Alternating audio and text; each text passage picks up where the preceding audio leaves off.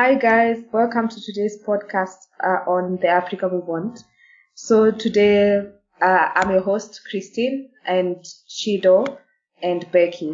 And today the topic we are discussing is on African resources and how African resources seem to be just being battered or just traded out of Africa at such a great in such great volumes and for such prolonged periods of time. And comes the question then, why is Africa still, with all these resources coming from Africa, why is it that there is still such poverty levels in Africa? Why is it that Africa is still spoken of as the poorest continent when you think about like the numbers? And I'll speak a bit about it, and then Chido and Becky will also chip in. So I was first of all reading from like different people who have written and tried to figure out what really is the problem.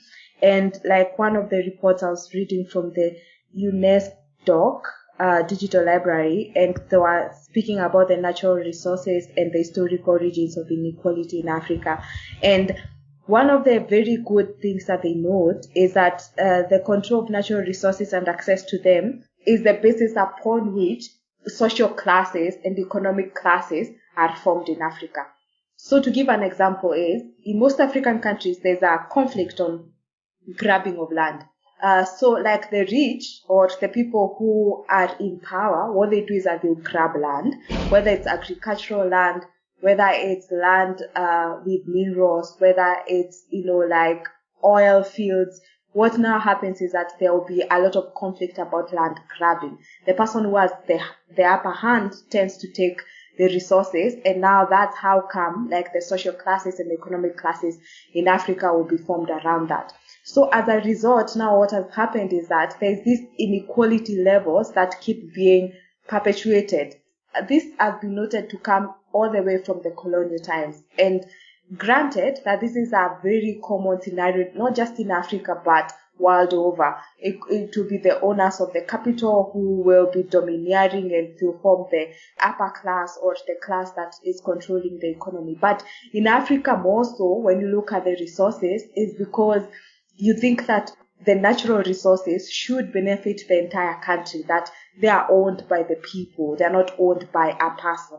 But now that's the problem, because now you see like in Africa, one person wants to own the gold mines, or one family wants to control the diamond mines, or they're the ones who are controlling the oil fields. And so that's the basis on which like a lot of like conflict also has arisen. And so there's actual conflict amongst people, amongst communities, amongst tribes. And so there's this almost, what has happened is that Africa is so resource rich, and from a report by the Africa Development Bank, they're noting like Africa has between 30 to 40% of the world's resources.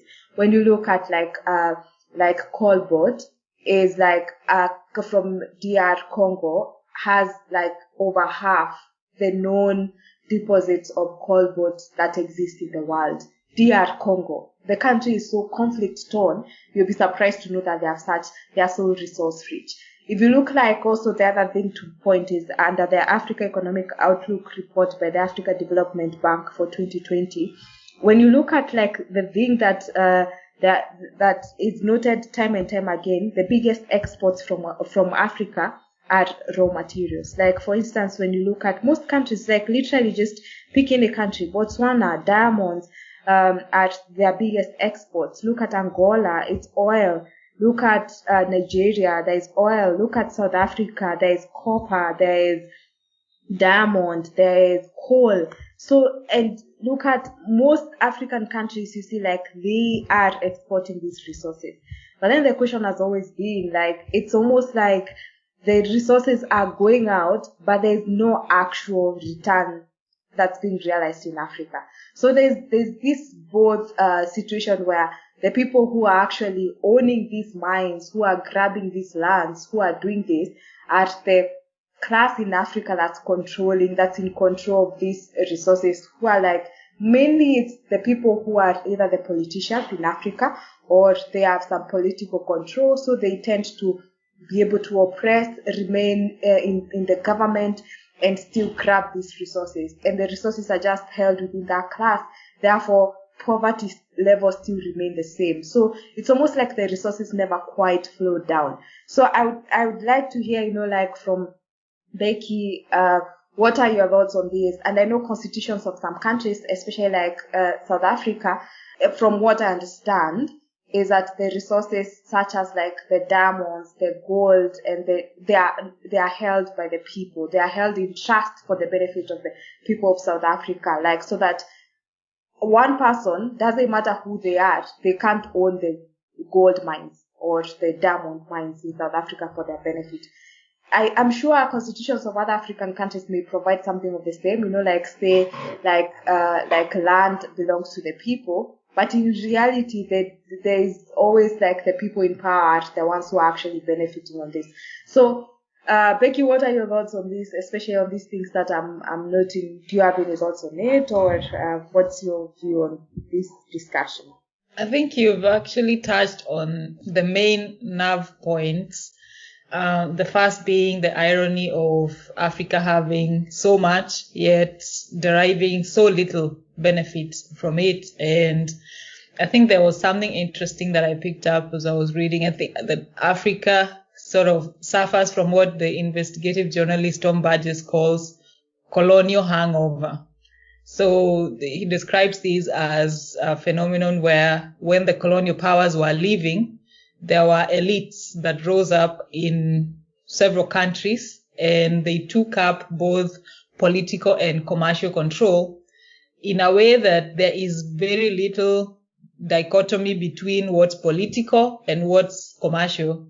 And so they sought to consolidate all the benefit from, if there is mining of any resources in that country, if it's land, to derive all the benefits for themselves. So for these people, they are more motivated. Like some of the deals that we see are like 100% very raw deals for the economies, but there are people that are signing off those deals. And I'll give an example of one of the biggest resources for Africa is fish, and especially how it's important to the West African economy. So there's currently concerns about what's being done.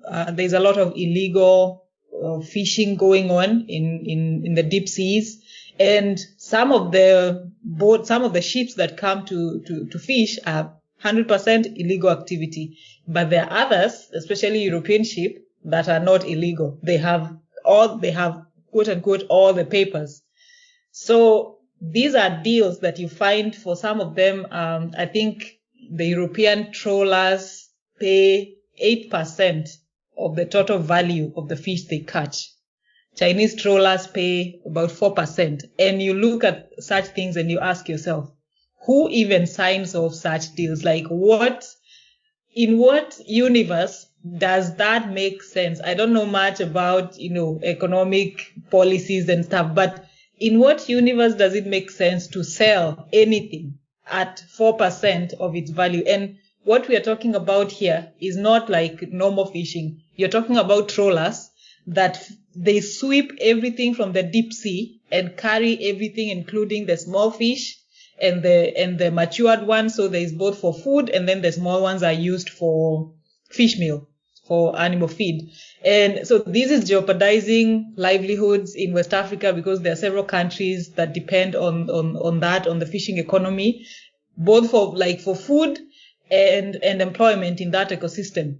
Yet you have people within those countries who have the power to say nobody should come into our seas to do deep sea trawling, but they sign off these deals.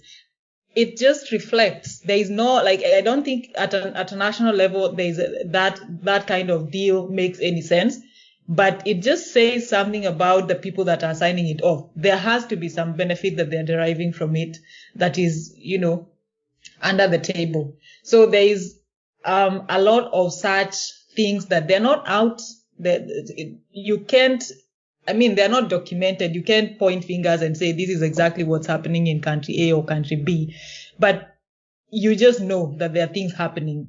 and the example of Congo, there is such heavy exploitation of the people that are working there. So the people themselves are not benefiting because it's not even a source of employment. It's a source of misery for the country, literally. So there is no benefit in terms of employment. There is no benefit in terms of money that the government derives from selling those resources, because they're just leaving the country at for the country is not getting anything back. It's just the transnational companies. So there are deep-seated problems which the Burgess calls colonial hangovers, and I think what really should happen is, and I think the problem is multifaceted, because these elites, they are not foreigners who are exploiting Africans. So I think the problem is multifaceted.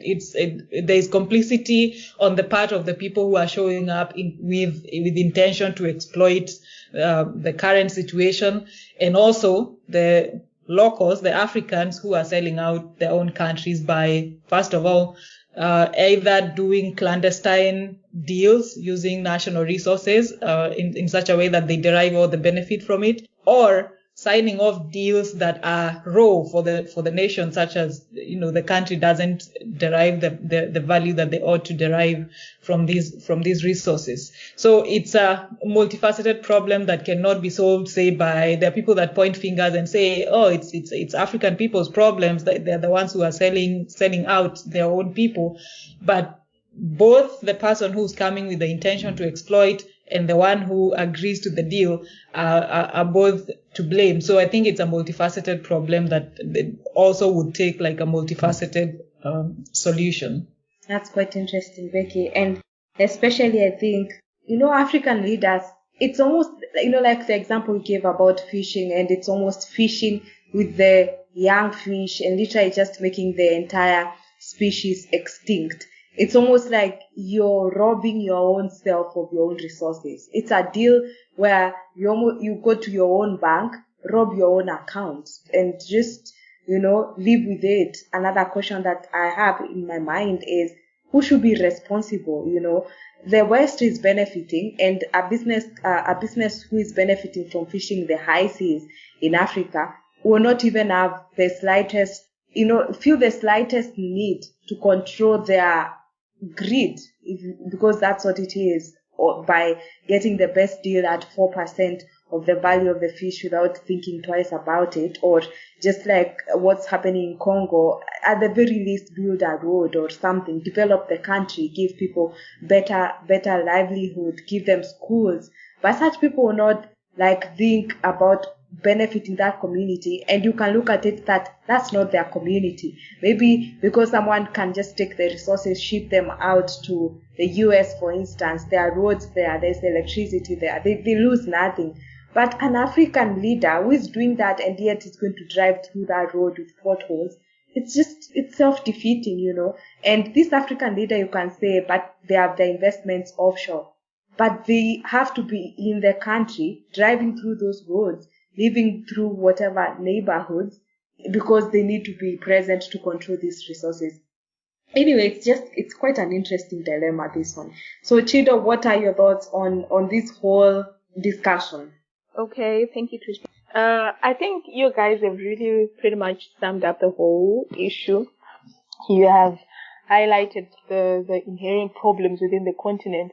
I think I'm going to comment from this standpoint that we are constantly quick to blame the Western countries for how impoverished our continent is, but we're not really looking within and actually taking responsibility for some of the action. Because, number one, even if we want to, for argument's sake, say that the reason why Africa is in the state that it is, being rich, the richest continent when it comes to resources, but being poor, like the poorest when it comes to GDPs and all these other things, well, let's just say it has a lot to do with the Westerners coming in and looting in from the continent. Quite alright, we've got instances of that. But what are we doing about it? Are they coming in, tying us to poles and taking our resources and getting out of the continent, or we're actually playing a bigger part when it comes to that? So I like the point that Becky mentioned about colonialism, and I was looking at it from this perspective that initially the primary goal for colonization was to come and get resources from Africa. It's like they had discovered this well of resources, natural resources and raw materials. And quite right, they came here, they exploited. But the question becomes, what happened in African countries after they had attained independence? We had a newer version of colonialism where we had the elite, as Becky rightfully stated, benefiting from natural resources exploitation at the expense of the whole population at large, right? In most African countries, they were what they were calling reform programs or indigenization programs, or there was expropriation that was happening just right after colonialism or colonization, so to say, where Africans were actually pouncing and seizing farms, mines, and all these other, wells of resources from the settlers. And the problem that happened ordinarily would assume that the moment that resources actually go back to the African to whom they're supposed to belong in the first place, there's going to be a change in sequence, like in this conversation that we're having. But it actually led to further exploitation, because in as much as it seemed as if it was benefiting everybody else, who benefited ultimately were people in government, right? So I remember there was a time that we spoke about bad governance and leadership in Africa, and we were pointing out instances of how African leaders actually get to 90 and they're still in power. It has a lot to do with the fact that they are benefiting a whole lot from natural resources, right?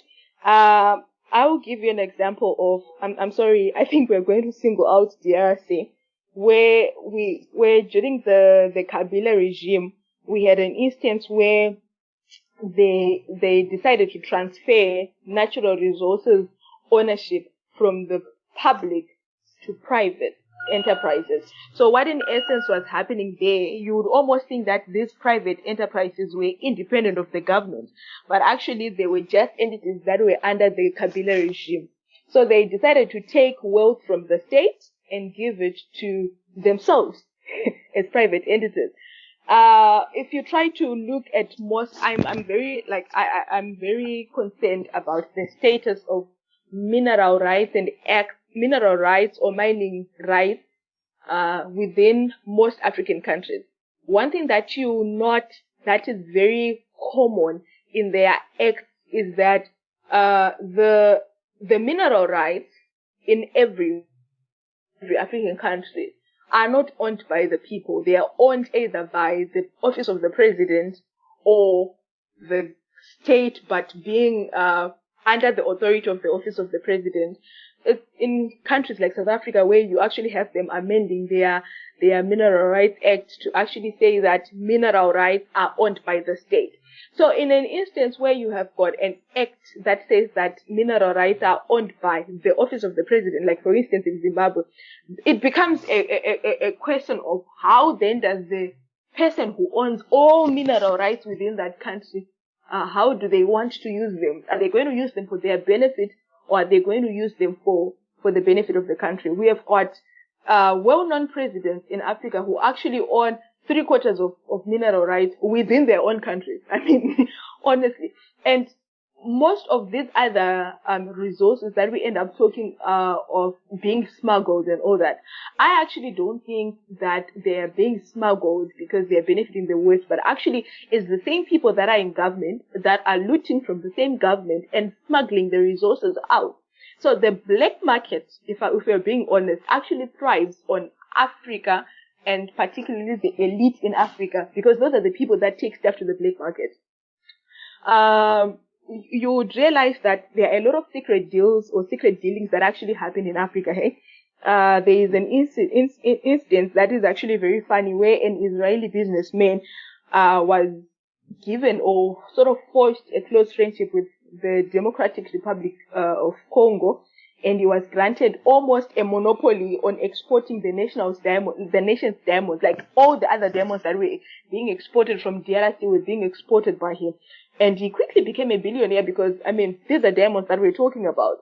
And these are the diamonds that were supposedly being owned by private entities within the country. You've got instances in Angola where there are so many oppressive tendencies by the government on people because of oil reserves, right? I remember there was a time when I was still in undergrad, I had to research on what was being called the Panama Papers scandal. I don't know if you guys have ever heard of it, where a law firm in Panama was sort of exposed.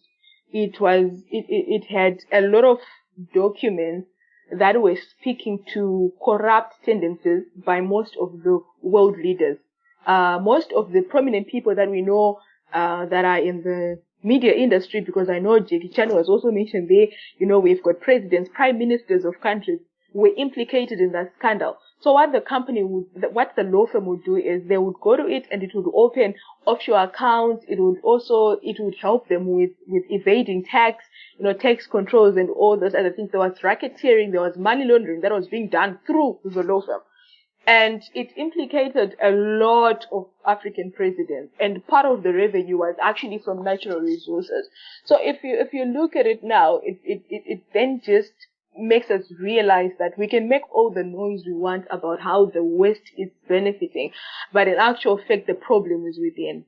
So before, and we have started this culture in Africa where the longer you wait to actually become president, the more corrupt you're going to be when you become president.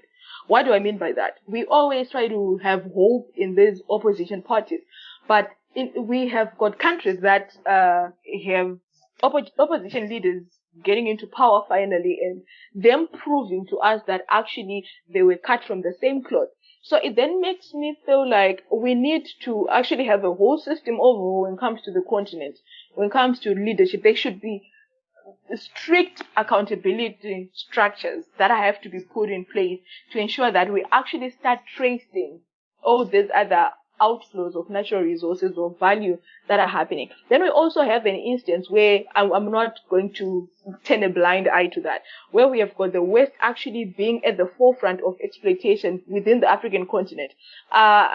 This is particularly true when you look at what the world being classified as FCV countries, like countries that are riddled with fragility, conflicts, and violence. So you have got your DRC, you've got your South Sudan, you've got Somalia.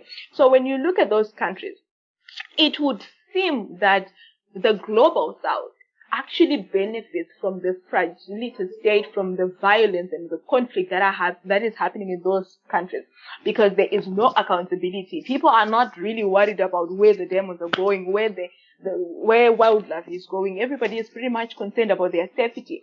So I've read an article where they were actually suggesting that most of these other, especially rebel groups, are South-funded to ensure that their states continue failing and we continue having an outflow of resources from those states to the global South. So we have a situation where we own the resources, we own everything, that we have what we need, but we can't develop past that because, number one, we have got people taking advantage of our situation, and number two, we have got leaders who are actually not in this business of being accountable. And you would realize that, doesn't it beg a question, Christine and Becky, that most countries that have got conflict are the countries that are actually rich in one natural resource or the other. We have got Nigeria that has got Boko Haram like as a terrorist group. We have got South Sudan, we've got DRC, we have heard of blood diamonds, we have heard a lot of things within the continent. Even here in Southern Africa, we've got countries that are unstable because of the natural resources that they have. So I then feel like we also have a part to play, but we also need to put our foot down and say we've got zero tolerance to interference, because we can't turn a blind eye towards interference. There is so much interference that's happening within the continent. Chido, I think you've spoken on the two angles very well, like both on what people outside Africa are doing to continue to perpetuate this kind of poverty while you're rich. It's such a paradox, because while you own all these resources, yet the level of poverty are just mind-boggling. And if you look at, like, as you're speaking about that party interference, like from the China Africa Research Institute, in 2019, they note that the largest exporter to China from Africa was Angola, South Africa, and the DRC. And what is common? Angola, it's the oil, South Africa, there's just a lot of whether it's coal, copper, and there's a lot of resources there. And the DR Congo, it's cobalt, it's copper, and these are the biggest exporters to China. And and when you say exporters, I mean, what we're really saying is that there's this flow of these resources from outside these countries to China. Other than South Africa, who you can just compare and see that the economy is, you can't even compare the level of the South African economy to DR Congo. You can see there's just such no return of the much that's going out. And that's when you start asking the question, if these resources are going out and they are so valuable to the global value chains, from like making electric cars to phones to batteries, if they are so important to the global value chains, then why isn't DR Congo developing oil? Why isn't Nigeria? Why isn't Angola? I mean, they're the biggest economies in Africa, fair, but why are we not seeing them really exploding in development? Because the things that are coming out of them are very important to the global value chains. And that's when you come back and ask, then where does the money go to? And then you can trace it back to, as Becky said, the elites, the politicians, the presidents, and the next person who is waiting in line to become the incumbent. They're just waiting to just, perpetuate the entire looting that exists. So I think these are very good points that we are making. I will let Becky make more comments, and then Chido makes also like last comments. Then we will end this discussion and we'll pick it up at some later point. Becky. I think I totally agree with the pain points that Chido has raised and that you have reinforced. I wanted to make a comment that there is actually it's actually sort of there are people who think that obviously the wars and the crisis in several of these countries is intentionally perpetrated, and there is an argument that it is important for crisis to continue in those countries, for the world, for the global supply chain as we know it to be sustained. Because what it would mean to stabilize DRC, for instance, is the raw materials that they're producing, you'll need to pay more for it. So what does that mean? So for example, something like cobalt that goes into batteries and several other countries that are manufacturing other things that, let's just use the smartphone for an example.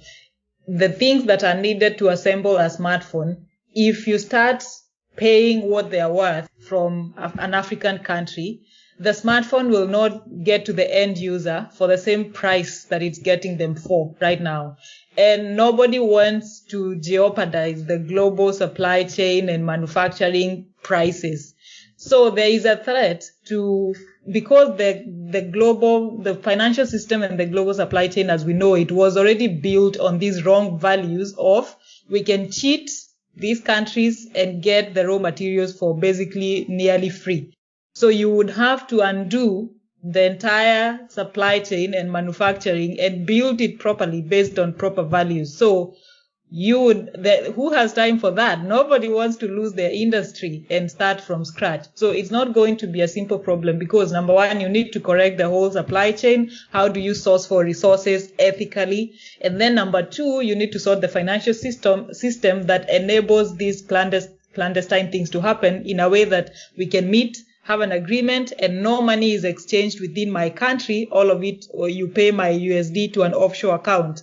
So you need the world financial system to be transparent and to make sure that these kind of operations are harder to make or there are less incentives for it to happen. And also you need to sort out you need to pull apart the whole global supply chain and build it again, like afresh, based on proper values. So it's not, the healing of this problem is not going to be an easy one, because the whole supply chain was from the beginning built on wrong values of exploiting the people that are producing the raw materials. Wow.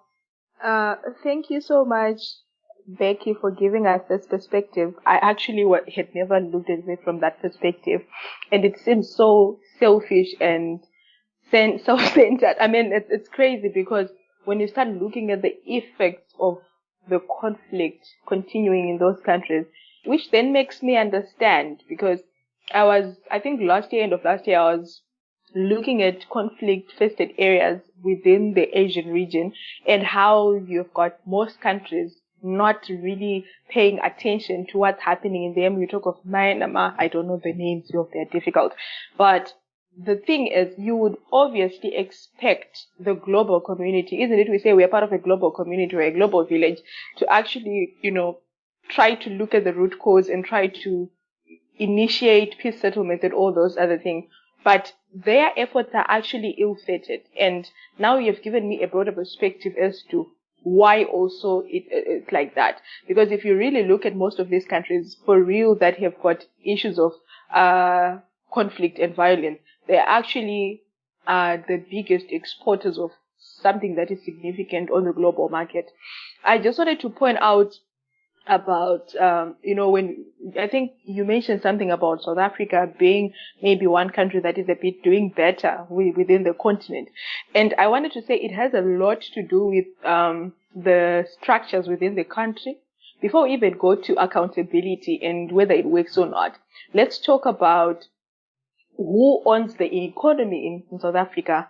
There is political freedom for the Black South African, but there's not really so much of economic freedom. And I think it's so sad, because it serves as an example to support, it has always been used as an example to support this imperialistic view that as Africans we can't govern ourselves, we can't control ourselves, or we can't hold each other accountable.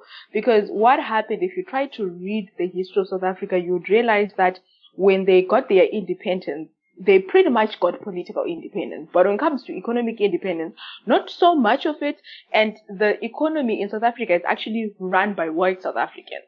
And obviously, a person who has got money wants to see how their money is being used, where it's going to. That's why they always try to have these accountability structures. But you'll find it very surprising that even the people in government still find means to circumvent the controls that are there.